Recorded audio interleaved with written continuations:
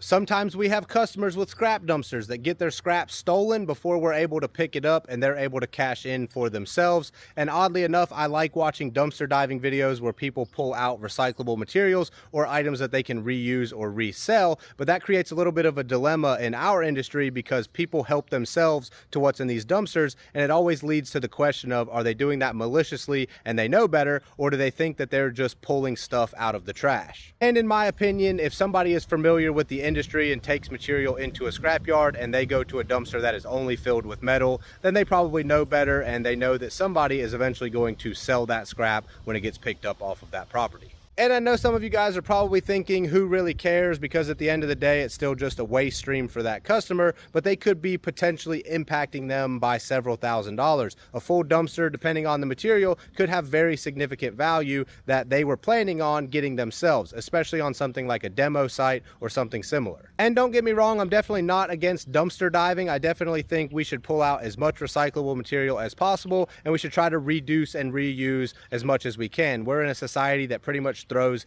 everything away, even if it's still a good usable item. Some of you guys would argue that I do the same thing by scrapping items that are still usable, but at least we're recycling those items and they can be turned into new products. But I just wanted to share with you guys a little bit of a different perspective when it comes to dumpsters and who actually owns the property inside of them. I'm curious what you guys think about it.